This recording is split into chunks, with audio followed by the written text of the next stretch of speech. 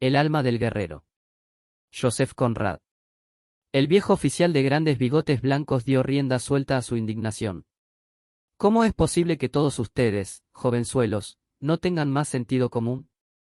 A muchos de ustedes no les vendría mal limpiarse los labios de leche antes de juzgar a los rezagados de una generación que han hecho mucho, y sufriendo no poco, por su tiempo. Los oyentes hicieron sentir al instante su arrepentimiento y el anciano guerrero se calmó un poco, pero no se quedó en silencio. Yo soy uno de ellos, me refiero a que soy uno de los rezagados, continuó con calma. ¿Y qué fue lo que hicimos? ¿Qué conseguimos? El gran Napoleón cayó sobre nosotros con la intención de emular las gestas de Alejandro de Macedonia, con toda una multitud de naciones apoyándole. A la impetuosidad y fuerza francesas nosotros opusimos enormes espacios desiertos, y después presentamos dura batalla hasta que su ejército se quedó inmóvil en sus posiciones y durmiendo sobre sus propios cadáveres. Después de aquello sucedió el muro de fuego de Moscú, se le vino totalmente encima. A partir de ahí empezó la derrota del gran ejército. Yo les vi en desbandada como si se tratara del fatídico descenso de miles de pálidos y demacrados pecadores a través del círculo helado del infierno de Dante, abriéndose cada segundo un poco más ante sus miradas llenas de desesperación. Los que consiguieron escapar con vida casi tuvieron que llevar las armas clavadas al cuerpo con doble remache para poder salir de Rusia en medio de aquella helada que partía las piedras, pero quien nos culpara de que les dejamos huir no estaría más que diciendo una insensatez. ¿Por qué? Porque nuestros mismos hombres llegaron hasta el límite de su resistencia. Su resistencia rusa. Es evidente que nuestro espíritu no había sido dominado y que nuestra causa no solo era justa, sino sagrada, pero eso no conseguía amainar el viento que soplaba sobre hombres y caballos. Para bien o para mal, la carne es débil, y al final quien paga el precio es la humanidad. ¿Por qué? En aquella batalla de la pequeña aldea de la que les hablaba luchábamos tanto por la victoria como por el refugio que nos ofrecían aquellas pequeñas casas. Y los franceses no eran muy distintos de nosotros. No se trataba ni de gloria ni de estrategia. Los franceses sabían a la perfección que aquello les iba a obligar a retirarse antes del alba y nosotros sabíamos que lo harían.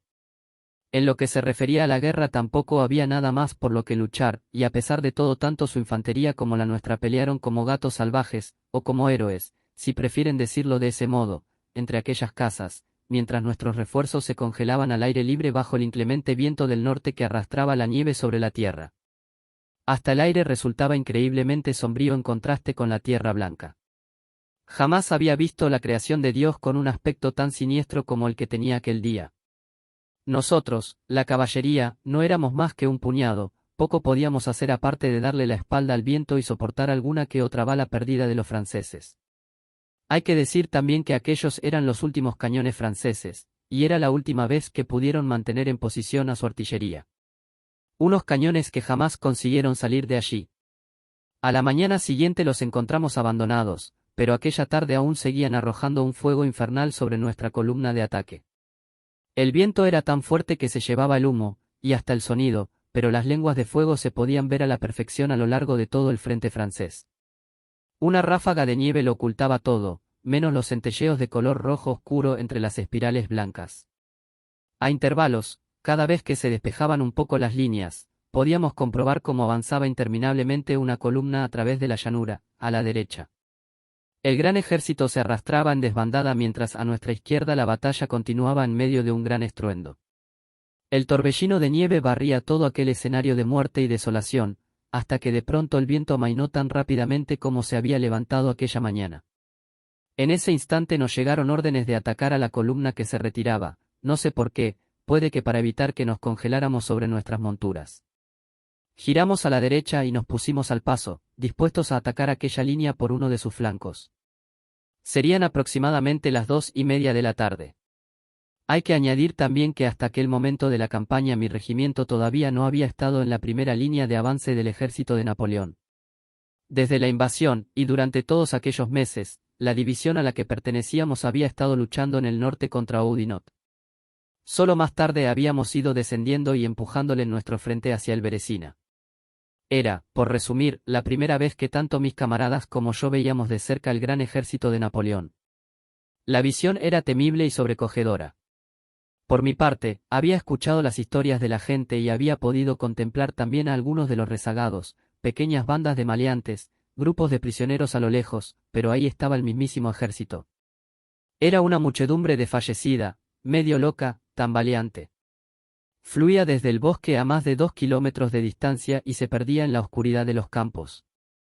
Trotamos hacia ella, lo que era en aquel momento la máxima velocidad que podíamos arrancarles a nuestros caballos, y caímos sobre aquella masa humana como si se tratara de una tierra movediza. No ofrecieron ninguna resistencia. Escuché algunos disparos, alrededor de media docena. Hasta sus mismos sentidos parecían haberse congelado con ellos. Aún tuve tiempo para echar un buen vistazo, mientras cabalgaba hacia el frente del escuadrón. Les aseguro que algunos de aquellos hombres estaban tan perdidos para nada en este mundo que no fuera su propia desgracia, que ni siquiera se dieron media vuelta para contemplar cómo cargábamos sobre ellos, soldados. Mi caballo empujó a uno de ellos con el pecho. El pobre desdichado llevaba un capote azul de los dragones e iba completamente harapiento y chamuscado, ni siquiera alzó la mano para quitarme las riendas y salvarse. Sencillamente se fue al suelo. Nuestras tropas avanzaban sableando y acuchillando. También yo. ¿Qué esperaban? El enemigo es el enemigo. Pero lo cierto es que un sentimiento de profundo espanto se empezó a apoderar de mi corazón. No se oía ningún tumulto, solo una especie de murmullo intercalado por gritos más fuertes y gruñidos, mientras aquella turbamulta seguía avanzando y empujando entre nosotros, sin aparentemente ningún sentimiento. En el aire había un hedor a harapos y a heridas. Mi caballo no paraba de tropezar en medio de aquel remolino humano, era como atravesar cadáveres galvanizados a los que la vida ya había dejado atrás hacía mucho tiempo, invasores. Sí. Dios ya había ajustado cuentas con ellos. Le clavé la espuela a mi caballo para que despejara el camino y sentí una repentina conmoción y un gemido de furor cuando nuestro segundo escuadrón cayó sobre ellos por nuestra derecha. Mi caballo perdió pie y alguien me agarró de la pierna. No tenía ningún deseo de que me derribaran del caballo y di un sablazo de revés y sin mirar. Escuché un grito y la pierna quedó libre en el acto. Justo en ese momento pude ver a un subalterno de mi regimiento a poca distancia de donde yo me encontraba. Su nombre era Tomasov. Una multitud de cadáveres andantes con ojos parecidos al cristal rodeaban su caballo cada vez más enloquecidos. Él se mantenía muy rígido sobre su montura, sin mirarles y con la espada tranquilamente envainada. Aquel Tomasov, en fin, tenía barba. Ya sé que todos tenemos barba de vez en cuando, por las circunstancias, o por falta de cuchilla. Éramos todos una panda de aspecto salvaje en aquellos días infames en los que muchos de nosotros no llegaron a sobrevivir. No tengo que recordarles hasta dónde llegaron nuestras pérdidas. Sí, les puedo asegurar que nuestro aspecto era muy salvaje. Desgraciadamente. Tomasov llevaba barba, pero no tenía un aspecto savage. Era el más joven de todos nosotros, y con eso quiero decir que era realmente joven. De lejos tenía un aspecto aceptable, a pesar de la muerte y de la impronta que la campaña había dejado en nuestros rostros, pero cuando uno se encontraba lo bastante cerca de él como para poder mirarle a los ojos se notaba de inmediato que era muy joven, aunque no era exactamente un niño. Aquellos ojos eran azules, de un azul parecido al de los cielos otoñales, soñadores y alegres, inocentes. Un tupé rubio adornaba su frente como si se tratara de una diadema de oro en una época normal. Seguramente estarán pensando que hablo de él como si se tratara de un héroe de novela, bueno, pues eso no es nada comparado con lo que el edecán había descubierto sobre él. Había descubierto que tenía labios de amante, fuera eso lo que fuera. Si a lo que se refería el edecán era a que tenía una bonita boca, en fin, pues lo cierto era que la tenía bastante bonita, pero él lo decía con desprecio. Nuestro edecán no era precisamente un hombre delicado. Miren esos labios de amante, solía decir a voz en grito cada vez que hablaba Tomasov. A Tomasov, como es lógico, la broma no le gustaba un pelo, pero hasta cierto punto había sido él mismo quien se había expuesto a las burlas debido a la honda huella que había dejado en él la pasión amorosa, una huella que quizá no era de una naturaleza tan extraordinaria como él parecía creer. Lo que hacía que sus compañeros aceptaran sus rapsodias era el hecho de que tenían que ver con Francia, con París. Ustedes, jovenzuelos de esta generación, no son a veces capaces de mesurar el prestigio que aquellos nombres tenían entonces en el mundo entero. París era el centro de todas las maravillas para todos los hombres de este mundo que habían recibido el don de la imaginación.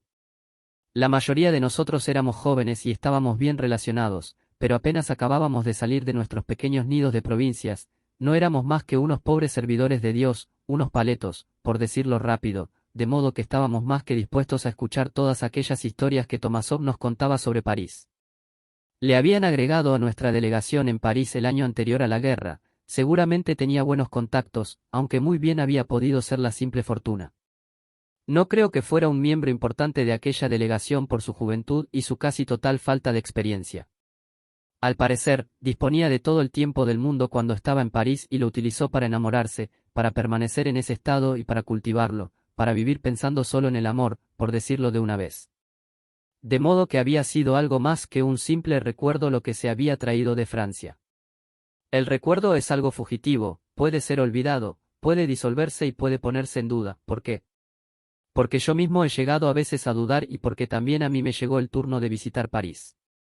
El largo camino hacia allí con las batallas como etapas todavía me parecería increíble si no fuera por cierta bala de mosquete que he transportado siempre en mi persona desde cierto episodio de caballería que me ocurrió en Silesia, muy al comienzo de la campaña de Leipzig. Aún así, los episodios amorosos acaban siendo siempre más impresionantes que los episodios de peligro, y no suele enfrentarse al amor cuando se encuentra entre las tropas. Los episodios amorosos son menos frecuentes y más íntimos, y recuerden que en el asunto de Tomasov todo había sucedido hacía muy poco tiempo aún. Ni siquiera habían pasado 3 meses desde que había regresado de Francia cuando estalló la guerra. Tanto su mente como su corazón estaban aún llenos de aquella experiencia.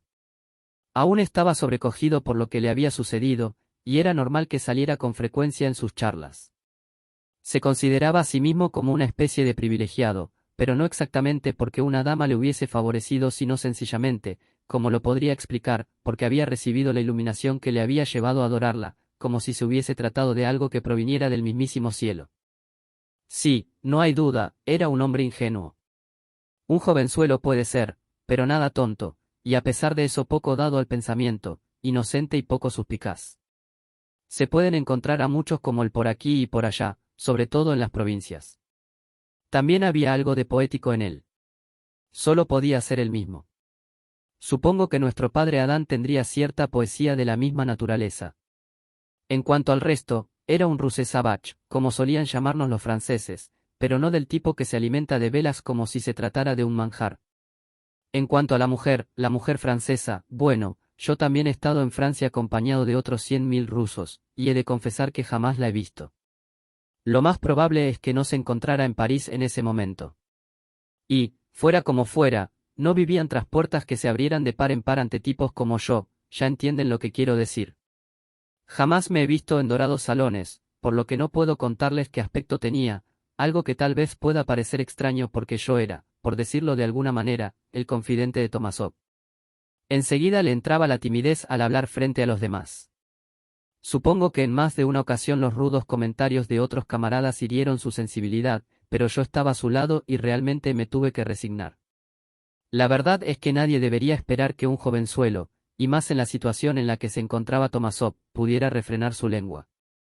Y en cuanto a mí, aunque supongo que no me creerán cuando se lo diga, no había mucho problema porque soy una persona más bien callada. En muchas situaciones él interpretó mi silencio como simpatía. Todo aquel mes de septiembre fue un periodo tranquilo para nuestro regimiento, y permanecimos alojados en varias aldeas. Fue durante esos días cuando escuché la mayor parte de aquella, no sé si llamarla historia. La historia que yo tengo en la cabeza es otra cosa. Desahogo, se podría llamar. Yo me quedaba en silencio, a gusto mientras Tomasov me relataba entusiasmado su historia, y cuando hubo acabado yo permanecía en silencio. Se imponía en aquellas situaciones una especie de efecto silencioso que, creo, también satisfacía al propio Tomasov. Ella, como es lógico, no era una mujer joven. Puede que se tratara de una viuda. Fuera como fuera, no recuerdo que Tomasov mencionara a su marido ni una sola vez. Tenía un salón, algo realmente distinguido, una especie de centro social en el que ella reinaba con gran distinción. No sé por qué motivo yo me imaginaba aquella pequeña corte compuesta fundamentalmente por hombres, aunque Tomasov, debo añadir, era un experto en mantener aquellos detalles magistralmente al margen de la narración. Por mi honor que ni siquiera podría decir si era rubia o morena, si sus ojos eran marrones o azules, cuánto medía, sus rasgos ni nada sobre su complexión. Su amor parecía residir en un lugar al que no alcanzaban ni siquiera las impresiones físicas. Nunca la describió exhaustivamente, pero estaba dispuesto a admitir que en su presencia los pensamientos y sentimientos de todo el mundo giraban irremediablemente a su alrededor. Era ese tipo de mujer. En su salón se mantenían todo tipo de conversaciones sobre los temas más elevados, pero a través de ella fluía inaudible, como el sonido de una música misteriosa, la afirmación, el poder y la tiranía de la belleza. Por lo visto, la mujer era hermosa y sabía separar a sus contertulios de sus intereses en la vida y hasta de sus vanidades. Era una delicia secreta y una secreta preocupación. Cada vez que la miraban, todos los hombres sentían súbitamente la sensación de haber malgastado sus vidas. Ella era la misma felicidad, el goce puro, y no llevaba más que tristeza y desazón a los corazones de los hombres. En resumen, debió de ser una mujer extraordinaria, o bien Tomasov era un hombre extraordinario, capaz de sentir por una mujer como ella todas aquellas cosas de una manera tan convincente. Ya he comentado que el muchacho llevaba mucha poesía en su interior, pero todo cuanto relataba sonaba cierto. Muchas veces los poetas son los que más se acercan a la verdad, nadie lo niega. Ya sé que donde no hay mucha poesía es en mi relato, pero me falta ese talento, y no me cabe duda de que la dama fue muy amable con el joven cuando éste consiguió ingresar en su salón. En realidad, lo más increíble de todo fue que lo consiguiera, pero cuando lo consiguió aquel inocente se vio rodeado de la compañía más distinguida y de los hombres mejor relacionados. Y todo el mundo sabe lo que significa eso, enormes barrigas, cabezas calvas, dientes que faltan, así al menos lo relataría algún guasón. Ahora imagínense en medio de esa comitiva a un hombre joven, modesto, de buen ver, impresionable, entregado, por mi honor, vaya un contraste. Vaya un descanso en medio de todos aquellos sentimientos desgastados. Y junto a todo ello la dosis justa de poesía que hace que los simples no parezcan tontos. A partir de aquel momento se convirtió en un esclavo devoto e incondicional. Su recompensa eran sonrisas, y de cuando en cuando poder acceder a la intimidad de la casa. Es muy posible que aquel sofisticado bárbaro fuera del gusto de la dama. Es muy posible que, ya que no se alimentaba a base de velas, pudiera satisfacer otras necesidades de ternura de la mujer. Ya saben ustedes que hay muchas formas de ternura para las mujeres sofisticadas. Me refiero a las mujeres con cerebro e imaginación, no me refiero a las temperamentales, ya saben lo que quiero decir. Y es que, ¿quién es capaz de entender sus necesidades y caprichos? La mayoría de las veces ni siquiera ellas mismas saben nada sobre sus anhelos más íntimos, y van dando tumbos de una cosa a otra, a veces con resultados catastróficos. Y cuando eso sucede, ¿quién se asombra más que ellas? Aún así, el caso de Tomasov era más que idílico.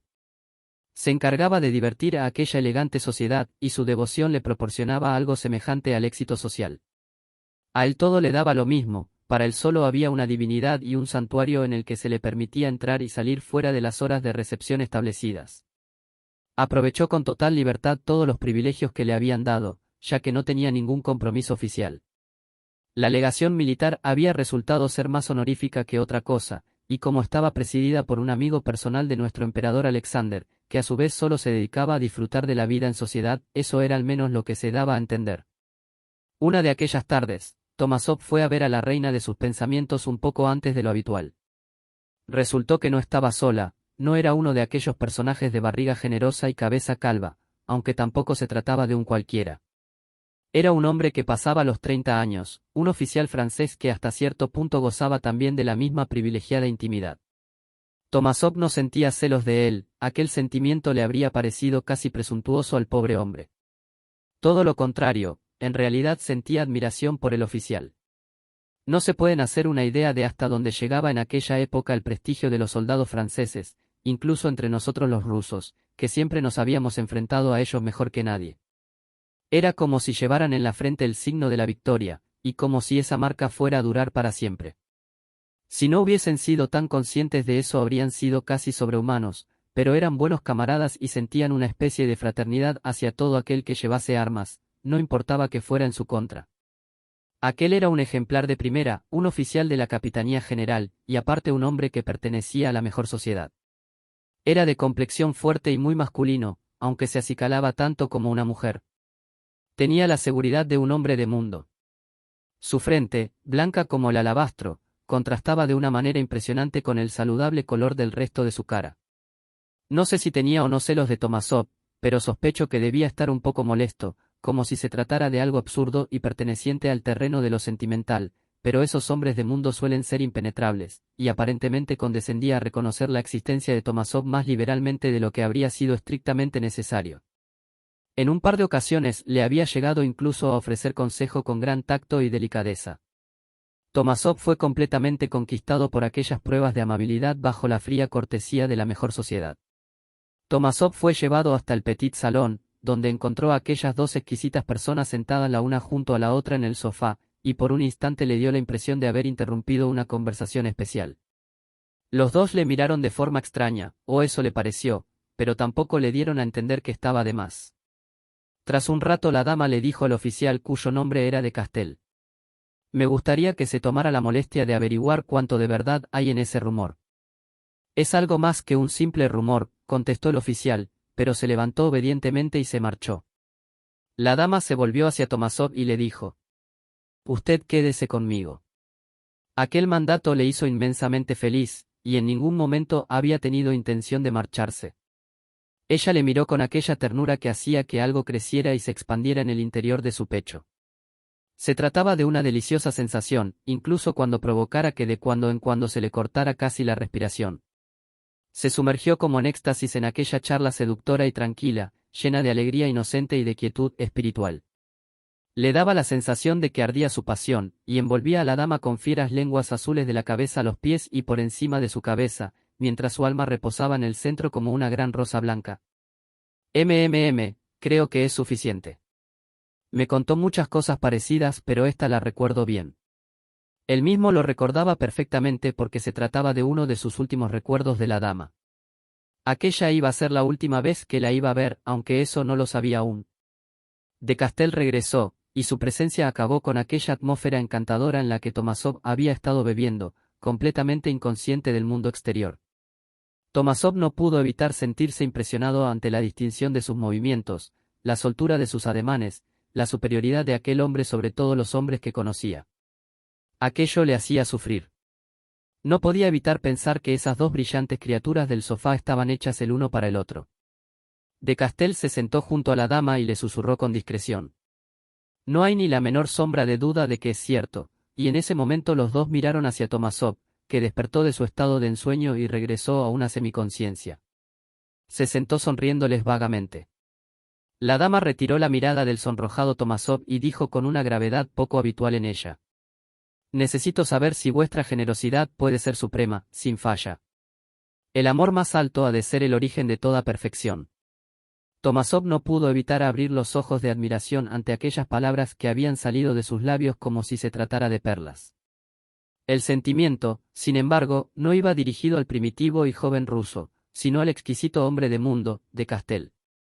Tomasov no alcanzó a ver el efecto que produjo en el oficial francés, porque en ese instante inclinó la cabeza y se quedó contemplando sus relucientes botas. La dama susurró con tono amable: «¿Tiene usted escrúpulos?». De Castel, sin levantar aún la mirada, murmuró: «Podría convertirse en una interesante cuestión de honor». Ella respondió vivaz: «Eso seguramente es algo artificial y yo suelo ser partidaria de los sentimientos naturales. En realidad no creo en otra cosa, aunque puede que su conciencia». Él la interrumpió: «En absoluto. No tengo una conciencia infantil. El destino de esa gente no tiene interés militar para nosotros, ¿qué podría importar? La fortuna de Francia es invencible». «En ese caso», dijo ella significativamente y poniéndose en pie.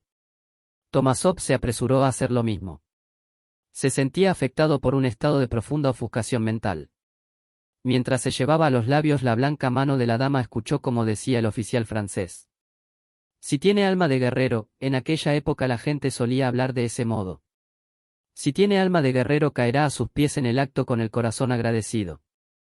Tomasov se sintió resbalar hacia una oscuridad más densa incluso que la anterior.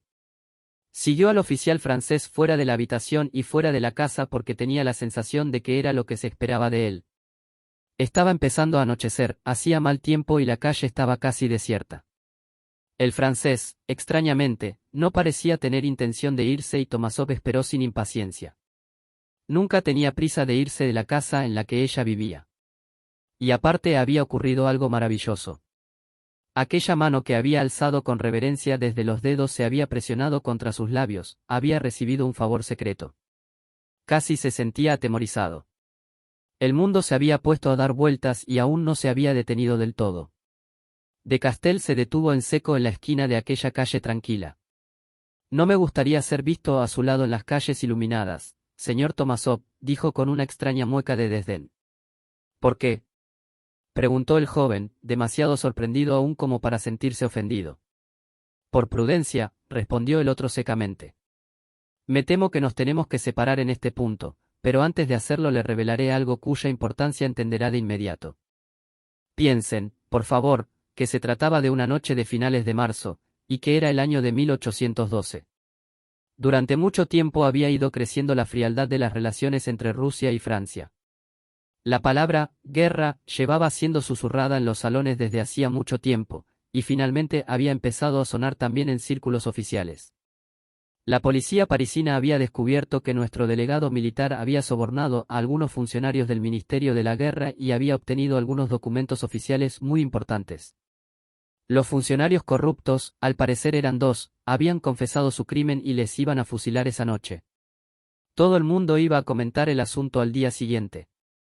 Pero lo peor de todo es que el emperador Napoleón estaba tremendamente furioso con el episodio y había decidido arrestar al delegado ruso. Aquella fue la revelación a la que se había referido de Castell, y aunque la había hecho en voz muy baja, Tomasó la había sentido como si hubiese sido estruendosa. «Le van a arrestar», murmuró desolado. «Sí, y se quedará como preso político, junto a todos los que están con él». El oficial francés agarró con fuerza el brazo de Tomasó por encima del codo. «Y se quedarán en Francia», repitió en el oído de Tomasó, le soltó el brazo, dio un paso atrás y permaneció en silencio. «Y es usted, quien me cuenta todo esto», exclamó Tomasov con una gratitud casi equiparable a su admiración por la generosidad de su futuro enemigo. Ni un hermano habría mostrado tanta generosidad. Trató de buscar la mano del oficial, pero éste permaneció con el capote cerrado. Puede que en la oscuridad no se diera cuenta de su gesto. Retrocedió un poco y con su voz segura de hombre de mundo, como si estuviera hablando de una mesa de juego o algo parecido, llamó la atención de Tomasov sobre el hecho de que si quería hacer uso de la advertencia cada segundo era valioso. «Ya lo creo que sí», afirmó Tomasov. «Hasta la vista entonces. No tengo palabras para agradecerle su generosidad, pero si se da la ocasión, lo juro, podrá disponer de mi vida». El francés se retiró y un segundo más tarde ya se había desvanecido en una calle solitaria. Tomasov se quedó solo y no desperdició ni uno solo de los valiosos minutos de los que disponía aquella noche. Comprueben cómo la murmuración y la charla ociosa de la gente pueden pasar a la historia. Si leen los anales de esos tiempos descubrirán como un hecho demostrado que nuestro delegado fue advertido por una dama de alta alcurnia que estaba enamorada de él. Se sabe, como es lógico, que era un hombre de éxito entre las mujeres y en las más altas esferas, además, pero lo cierto es que la persona que le avisó no fue otra distinta que nuestro sencillo Tomasov, un amante muy distinto. Ahí reside el secreto de cómo nuestro delegado consiguió escapar de las manos de Napoleón. Tanto él como todos sus oficiales consiguieron escapar sanos y salvos de Francia, tal y como ha quedado consignado en la historia. Y entre sus oficiales, como es lógico, estaba el propio Tomasov. En palabras del oficial francés, se podía decir que había demostrado tener alma de guerrero, y lo que más podía deprimir a un hombre con un alma así era ser arrestado antes del comienzo de una guerra, ser alejado de su país cuando su país se encontraba en peligro, estar lejos de su familia militar, de su obligación, su honor y su gloria. Tomasov se estremecía cada vez que pensaba en la tortura moral de la que había escapado y alimentaba en su corazón el sentimiento hacia aquellas dos personas que le habían salvado de aquel cruel calvario. Eran unas criaturas maravillosas.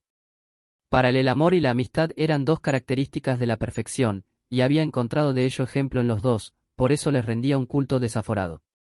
Lo sucedido afectó su manera de ver a los franceses en general, y eso que era un gran patriota. Como es lógico, le indignaba que quisieran invadir su país, pero en su indignación no había ni una sombra de animadversión personal. Tenía una naturaleza fundamentalmente delicada. Le apenaba la tremenda dimensión del sufrimiento humano que contemplaba a su alrededor. Estaba lleno, de un modo varonil, de una gran compasión por todas las formas de la desdicha humana. Naturalezas de menor calidad que la suya no solían entender demasiado bien aquel punto, y en el regimiento le apodaron Tomasov el humano. No parecía ofenderle. No hay nada incompatible en realidad entre la humanidad y el alma de guerrero. La gente sin compasión suele ser más común entre los civiles, los políticos, los comerciantes. En cuanto a las feroces palabras que se escuchan en boca de la gente decente durante los tiempos de guerra, en fin, la lengua es un miembro rebelde en el mejor de los casos, y cuando se expresa de la excitación no hay manera de refrenar su furiosa actividad. Por eso tampoco me llevé una gran sorpresa cuando vi a nuestro Tomásov con la espada desenvainada justo en medio de aquella carga. Más tarde, cuando nos alejábamos de allí al trote le vi muy callado. No era muy hablador, pero me pareció evidente que aquella visión tan cercana del gran ejército le había afectado muy profundamente, como si hubiese contemplado algo que no es de este mundo. Yo mismo había sido siempre un hombre más bien tosco, en fin, ahí tenía que vérmelas con aquel hombre tan lleno de poesía. Se pueden imaginar fácilmente la impresión que todo aquello le había causado. Cabalgamos codo con codo sin abrir la boca. Todo aquello estaba más allá de las palabras. Plantamos nuestro campamento a lo largo del borde del bosque para que nuestros caballos estuviesen protegidos. El tumultuoso viento del norte había amainado tan rápidamente como se había levantado, y la calma del gran invierno reinaba en las tierras entre el Báltico y el Mar Negro. Casi se podía sentir su gélida inmensidad sin vida alcanzando las estrellas. Nuestros hombres habían encendido varias hogueras para los oficiales, y habían limpiado la nieve alrededor. Disponíamos de grandes troncos para sentarnos, y en general era un campamento bastante tolerable, incluso sin la exaltación propia de la victoria.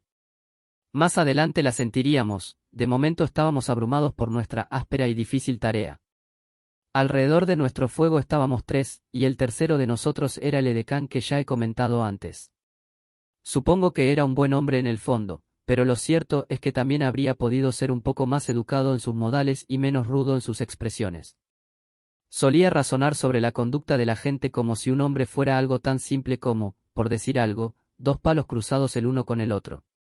En realidad, un hombre es más semejante al mar, cuyos movimientos son siempre demasiado complejos como para ser explicados y cuyas profundidades pueden llevar a la superficie en todo momento Dios sabe qué. Estuvimos charlando un rato sobre la carga, no demasiado. Es una de esas cosas sobre las que no es fácil conversar. Tomásov murmuró algo sobre que aquello le había parecido una carnicería. Yo no comenté nada. Ya he comentado que casi enseguida dejé que mi espada colgara ociosa de mi muñeca. Aquella turbamulta ni siquiera había hecho nada por defenderse, tan solo unos cuantos disparos. Habían herido a 2 hombres de los nuestros, ¿a 2? Y lo que habíamos hecho era cargar sobre la columna principal del gran ejército de Napoleón. Tomásov murmuró débilmente. ¿Qué sentido tiene todo esto? Yo no quería discutir, de modo que me limité a responder. En fin. Pero el edecán intervino al instante de una manera muy desagradable. Al menos ha servido para que los hombres entren un poco en calor, a mí al menos me ha acalorado. Solo con eso me parece un buen motivo, pero nuestro Tomásov es tan humano. Y aparte está enamorado de una mujer francesa y es amigo de un montón de franceses, seguro que ahora está sintiendo lástima por ellos. No te preocupes, amigo, ahora somos nosotros los que vamos rumbo a París, no tardarás en verla. Aquel era uno de sus estúpidos discursos, todos pensábamos que la toma de París sería una cuestión de años, y al final. En menos de 18 meses me estaban estafando en un espantoso lugar del Palais Royal. La verdad, sucede con mucha frecuencia que una de las cosas más insensibles de este mundo es revelada a los idiotas. No creo que aquel edecán nuestro creyera sus propias palabras. Lo único que quería era burlarse de Tomásov, algo que hacía solo por costumbre, pura costumbre. Como es lógico, nadie contestó nada, de modo que acabó apoyando la cabeza en las manos y se quedó dormido en aquella misma postura, frente al fuego. Nuestra caballería se encontraba en el ala derecha del ejército, y debo confesar que lo protegíamos muy pobremente.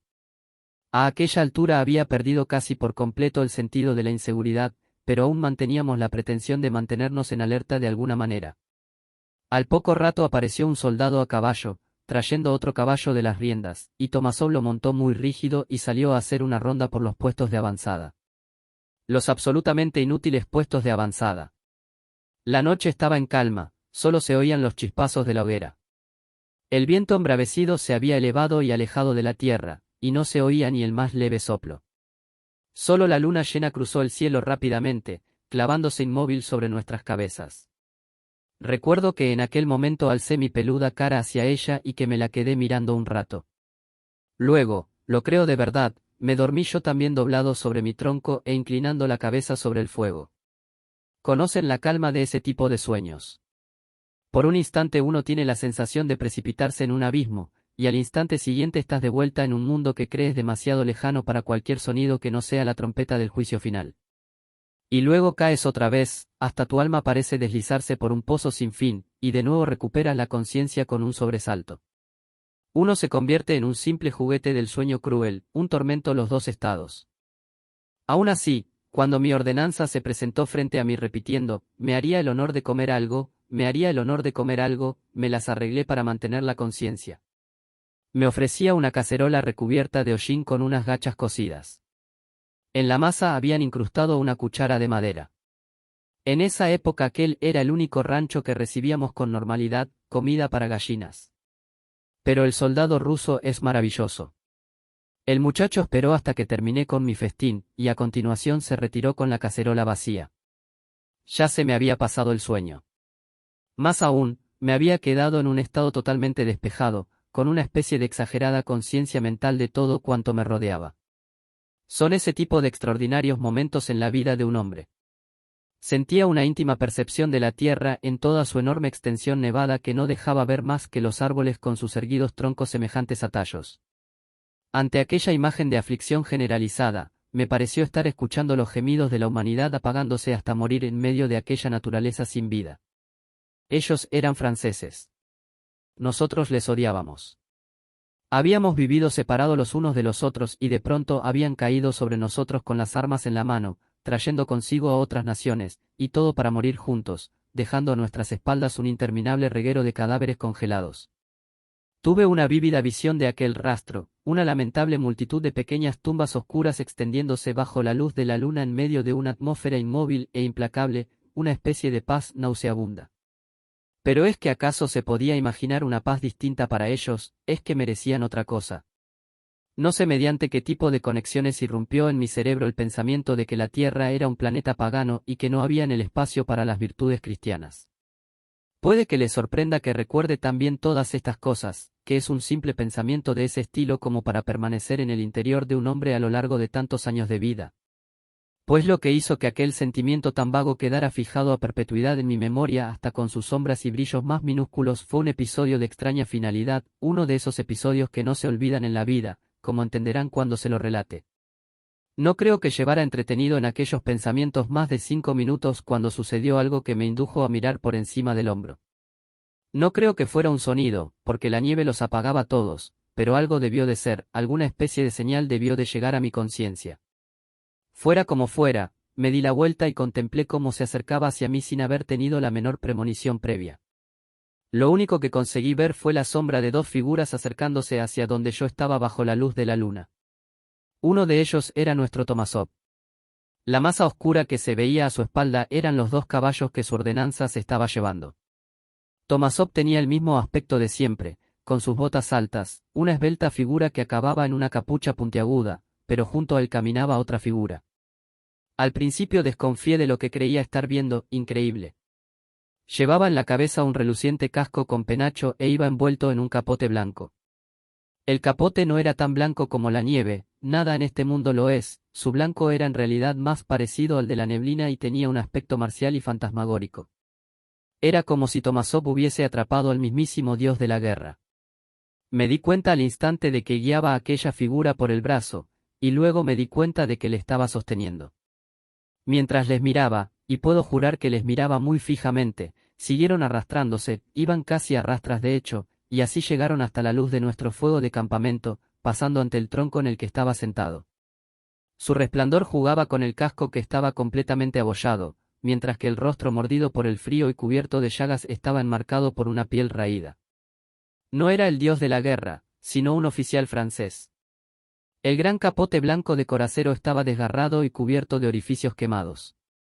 Sus pies estaban envueltos en viejas pieles de cordero sobre los restos de sus botas. Parecían monstruosas, y él se tambaleaba sobre ellas sostenido por Tomasov, quien finalmente le ayudó a sentarse con mucho cuidado en el mismo tronco en el que estaba yo. No cabía en mí de asombro. ¿Ha traído a un prisionero?, le dije a Tomasov sin creer del todo lo que estaban viendo mis ojos. Han de comprender que a no ser que se rindieran en grandes grupos, nuestra política no era ser prisioneros, de que nos habría servido. Nuestros cosacos mataban a los rezagados o los dejaban a su suerte, según les parecía. El resultado era más o menos el mismo. Tomasov se volvió hacia mí con aspecto preocupado. Surgió del suelo, de alguna parte cuando salía del puesto de avanzada, dijo. Creo que lo hizo aposta, porque se arrojó ciegamente sobre mi caballo. Se agarró a mi pierna, y como es lógico ninguno de los compañeros se atrevió a tocarlo. Se ha salvado por los pelos, dije. No se daba cuenta, dijo Tomasov observando a aquel hombre con aspecto incluso más preocupado aún. Me lo he traído agarrado a la cinta de cuero de mi estribo, por eso he tardado tanto. Me dijo que era un oficial del Estado Mayor y luego, como si estuviera ya condenado, dio un grito de dolor y dijo que me tenía que pedir una gracia, un favor supremo. Que si entendía lo que quería decir, añadió luego con un susurro diabólico. Por supuesto que le dije que le comprendía. Oui, vous comprends. Entonces, dijo, hágalo, ahora. Pronto. Por piedad. Tomasov hizo una pausa y me miró de una manera extraña por encima de la cabeza del prisionero. ¿Qué quería decir? Pregunté. Es lo mismo que le pregunté yo, respondió Tomasov con sorpresa, y a continuación me dijo que quería que le hiciese el favor de levantarle la tapa de los sesos. Como buen camarada soldado, añadió. Como un hombre humano, un hombre con sentimientos. El prisionero estaba sentado entre nosotros dos, con el rostro de una momia espantosa cubierta de cuchilladas, un espantapájaros marcial, un horror espantoso de trapos y mugre con los ojos repletos de vida, y en su interior un fuego sin fin en un cuerpo abatido por la miseria, un esqueleto en el festín de la gloria. De inmediato aquellos ojos inaplacables se quedaron de nuevo fijos en Tomasov. El pobre hombre le devolvió la mirada fascinado a aquella cáscara de hombre. El prisionero cacareó en francés. Yo le reconozco, ¿no se da cuenta? Usted es aquel jovenzuelo ruso. Aquel día se mostró muy agradecido, ahora le pido que pague su deuda. Páguela, libéreme con un disparo. Usted es un hombre de honor y yo no tengo ni un sable roto. Todo mi ser se revela ante mi propia degradación. Ya sabe quién soy. Tomasov no dijo una palabra. ¿Es que no tiene alma de guerrero? Preguntó el francés con un susurro iracundo y a la vez con un tono cargado de burlona intención. No lo sé, respondió el pobre Tomasov. Menuda mirada de desprecio le regaló aquel pajarraco con sus ojos inconquistables. Parecía vivir solo gracias a la fuerza que le proporcionaba su desesperación y su desdicha. Dio un grito de repente y se derrumbó en el suelo convulsionado por calambres, algo que a veces sucedía al calor del fuego en los campamentos. Era como si le estuviesen sometiendo a una tortura espantosa, pero aún así trataba de luchar contra el dolor. Gimió en voz baja y nos inclinamos sobre él para evitar que se deslizara hacia el fuego mientras susurraba a intervalos, «Tu es moi, tu es moi». El edecán se despertó al otro lado de la hoguera y empezó a jurar ante los gritos del francés. «¿Qué es esto? ¿Nos vas a seguir atormentando con tu infernal humanidad, Tomasov?», exclamó. «¿Por qué no has arrojado a este diablo al infierno de la nieve?». Como no le prestamos ni la menor atención, acabó levantándose y se fue a otra hoguera. Tras un rato el oficial francés comenzó a tranquilizarse. Hicimos que se apoyara en el tronco y nos sentamos en silencio uno a cada lado hasta que sonó el toque de diana con la primera claridad del día. La gran llama que se había mantenido durante toda la noche comenzó a palidecer sobre la capa de nieve, mientras el aire helado se colmaba de las insolentes notas de las trompetas de la caballería. Los ojos del francés, que habían permanecido inmóviles y vidriosos y que por un momento nos habían hecho concebir la esperanza de que hubiese muerto sentado tranquilamente entre los dos, se movieron de izquierda a derecha quedándose fijos, por turnos, en nuestros rostros. Tomasov y yo intercambiamos miradas de consternación y de Castel nos sorprendió a los dos con una voz de ultratumba. «Bonjour, messers». Apoyó la barbilla en el pecho y Tomasov se dirigió a mí en ruso. «Es él, el hombre del que te hablé», yo afirmé hacia Tomasov y él continuó con tono angustiado. «Sí, es él. Aquel hombre brillante y esplendoroso del que te hablé, aquel al que amaban las mujeres y envidiaban los hombres. Este horror, esta cosa miserable que no consigue morir. Es terrible». No le miré, pero entendí a la perfección lo que quería decir. No podíamos hacer nada por él. Aquel invierno vengador del destino oprimía por igual a los fugitivos y a los perseguidores con su puño de hierro. Compasión no era una palabra de uso común ante aquel inexorable destino. Quise decir algo sobre un convoy que se iba a preparar en la aldea, pero me quedé mudo ante la silenciosa mirada de Tomasov. Los dos conocíamos a la perfección aquellos convoys, muchedumbres de infelices sin esperanza a los que los cosacos llevaban a punta de lanza de regreso a través de aquel infierno de hielo. Nuestros escuadrones habían formado en uno de los límites del bosque y pasaron unos minutos de inquietud. De pronto el francés intentó ponerse en pie. Le ayudamos sin saber lo que estábamos haciendo. Vamos, dijo con voz tranquila, ha llegado el momento. Hizo una larga pausa y luego añadió en un murmullo, y también mi valor, por mi honor. De nuevo hubo otra larga pausa y finalmente susurró. ¿No podría acaso conmover a un corazón de piedra? Es que tengo que pedíroslo de rodillas. Otro nuevo silencio se desplomó entre los tres. Luego el francés gritó una última palabra iracunda hacia Tomasov. Cobarde. En el rostro del muchacho no se movió ni un solo músculo. Yo decidí en mi interior ir a buscar a un par de guardias para que se llevaran a aquel prisionero a la aldea. No había nada que pudiéramos hacer, pero apenas había caminado 6 pasos hacia los caballos que se encontraban frente a nuestro escuadrón cuando, aunque supongo que ya lo habrán adivinado. Por supuesto que sí. Yo también lo adiviné, aunque también les puedo asegurar que la detonación de la pistola de Tomasov fue lo más extraño que se pueda imaginar. Ya se sabe que la nieve amortigua los sonidos. Apenas sonó como un sencillo chasquido. No creo que ni uno solo de los ordenanzas que estaban preparando los caballos se diera ni siquiera la vuelta. Así es, Tomasov lo había hecho. El destino había puesto a de Castel en manos del único hombre que habría podido entenderle, pero había elegido al pobre Tomasov como víctima. Ya saben ustedes cómo es la justicia del mundo y el juicio de la humanidad. Cayeron duramente sobre él con todo el rigor y la hipocresía que se puede imaginar. ¿Por qué? Porque hasta aquel animal del edecán fue el primero en dejar caer una acusación sobre el asesinato a sangre fría de uno de los prisioneros. Tomasov, como es lógico, no fue suspendido de su servicio, pero tras el asedio de Danzig pidió la licencia del ejército y se sumergió en las profundidades de la provincia, donde la vaga sospecha de un episodio oscuro le persiguió durante años.